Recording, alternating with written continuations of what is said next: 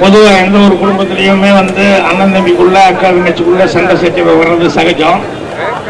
அப்படி வரும்போது அந்த மனஸ்தாபங்களை வந்து தாய் தந்தை ஸ்தானத்தில் இருக்கிற பெற்றோர்கள் தான் வந்து தீர்த்து வைக்கணும். அதே நேரத்தில் வந்து அந்த குடும்பத்தில் இல்லாம மூணாவது ஒரு மனுஷன் மூலமா ஏதாவது ஒரு பிரச்சனை வந்தது அப்படின்னு சொன்னோம்னா இந்த கருத்து வேறுபாடு உள்ள அண்ணன் தம்பிகளே மனஸ்தாபம் உள்ளவங்களே இவங்களே ஒண்ணு சேர்த்துக்குவாங்க.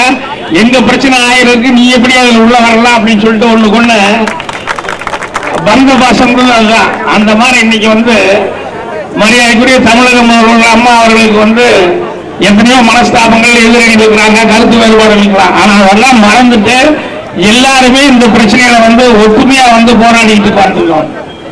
அந்த மாதிரி ஒரு சூழ்நிலையில வந்து அந்த தாய் தந்தை ஸ்தானத்தில் இருந்து வேண்டிய மத்திய அரசு பேசாம மௌனம் ஜாதிக்கிறதுங்கிறது தான் ரொம்ப வேடிக்கையாகவும் ரொம்ப வருத்தத்துக்கு ஒரு விஷயம். அவர் ஏன்டா கலந்துக்கல அப்படின்னு சொல்லி சொன்னோம்னா அவருடைய பாலிசி, மோடி அவருடைய பாலிசி வேற மாதிரி இருக்கு. அவருடைய லட்சியம் வந்து அமெரிக்க ஏகாதிபத்தியத்துக்கும் அமெரிக்க ஆதிக்கத்துக்கும் எதிராக வந்து ஆசிய நாடுகள் எல்லாம் ஒன்று சேர்க்கணும் அப்படிங்கிறது அவருடைய கொள்கையா இருக்கு. அதுல வந்து சீனா இருக்கு, ரஷ்யா இருக்கு, இலங்கை இருக்கு. அதனால அதுக்கு எதிர்ப்பா பேச மாட்டேன் அப்படிங்கிறாரு.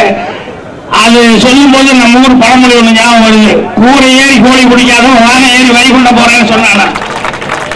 இங்க தமிழ்நாட்டுல நம்ம இந்தியாவுக்குள்ள தமிழகத்துல அதுலயும் வந்து எல்லாத்தை விட மோடிகளை வீசும்போது மோடிகளை தாண்டி ஒரு அளவு வீசி வந்தவங்க மரியாதைக்குரிய ஜெயலலிதா அம்மா அவர்கள். இங்க தமிழ்நாட்டு புகழ்வரையும் தமிழ்நாட்டுக்கு இருக்கிற பிரச்சனைகளையும் வந்து தீர்க்க முடியாதவர் இவர் ஆசிய நாடுகளை பூரா ஒன்று சேர்க்கணும் அப்படின்னு சொல்லி சொல்றதுங்கிறது இது சாத்தியமானது தெரியல. அதனால முதல்ல இங்க உள்ளூர் இருக்கிறவங்களை வந்து தமிழ்நாட்டில் மாநிலத்தில் இருக்கிறவங்கள தமிழ் மக்களை இவங்களை வந்து அனுசரிச்சு போனா தான் அவர் ஆசிய நாடுகள் ஒன்று சேர்க்க முடியும்.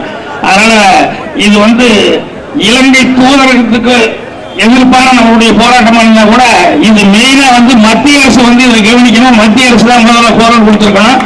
ஏன்னா அவங்களே தப்புன்னு சொல்லி ஒத்துக்கிட்டு அவங்களே மன்னிப்பு கேட்டு அவங்களே வந்து வாபஸ் வாங்கிக்கணும்னு சொன்னதுக்கு அப்புறம் கூட நம்மால் வாயை மூடிட்டு இருக்கிறது அப்படிங்கிறது வந்து ரொம்ப ரொம்ப அநாகரிகமானது. அதனால மோடி அவர்களுக்கு யாராவது சொல்லுங்க, அந்த கூரை ஏறி கோழி பிடிக்க முடியாதான், வானை ஏறி வைகுண்ட போக முடியாதுன்னு. அதனால உள்ளூர் பிரச்சனையை முதல்ல அவர் கவனிக்கணும்னு சொல்லி கேட்டுக்கிறேன். போராட்டத்தில் கலந்து எல்லாத்துக்கும் என்னுடைய வாழ்த்துக்களை தெரிவிச்சுக்கிறேன்.